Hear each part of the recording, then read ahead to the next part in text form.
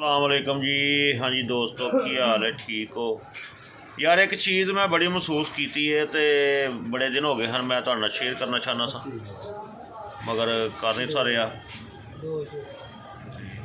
वो बड़ी अहम जी चीज़ है शादी ब्याह ते जड़ी ना। एक तो असी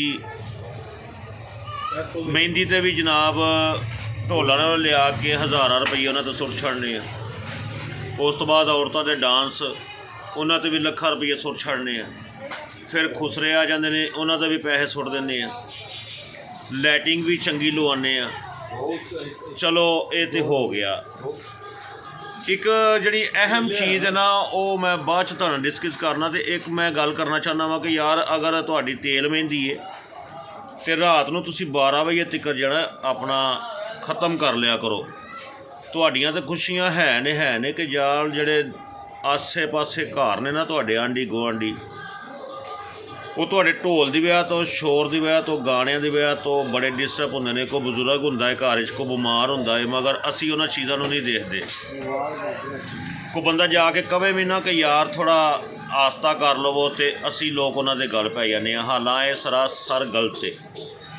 तो हुण मैं आ जाना वा मेन चीज़ अहम वाले पासे कि असी ब्याह वाले दिन जनाब इंतज़ार करने बहुत ज़्यादा बाजे वाले दा, और बाजे वाले तो भी ज़्यादा नानकियां नालों ज़्यादा, दादकियां नालों ज़्यादा इसी इंतज़ार करने जनाबे वाली मूवी वाले दा कि कैमरामैन क्यों नहीं आया। दूल्हा साहब कहते हैं जी मैं उन्ना चिकर बाहर नहीं जो निकलना जिन्ना चिकर कैमरामैन नहीं आना, और मैं नहार पाने च तना गल करनी है। तो जिन्हें तुहानू शरीयत मुहम्मदी दे नाल जोड़ना है, जिन्हें तुहानू निकाह जई पाकीज़ा रस्म जड़ी निभानी है, जिन्हें तुहानू कलमे पढ़ाने ने मौलाना साहब मौलवी साहब, उन्हां दा ना प्यो नूं फिक्र हुंदा, ना भरावां नूं फिक्र हुंदा, ना लाड़े नूं फिक्र हुंदा कि यार किसी ने मौलवी नूं भी बिठाया कि नहीं बिठाया।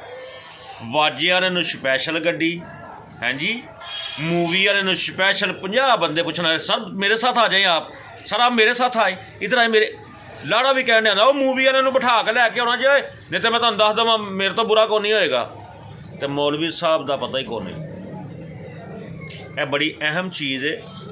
तुसी मौलाना साहब की भी इज्जत करो, एहतराम करो, ठीक है। बाकी चीज़ां तुसी करो, तुहाडा हक है, मैं नहीं कहता कि ना करो, मगर मौलवी साहब नूं भी बकाया असीं सारिआं नूं पैसे देण लगे खुले दिल दिंदे आ।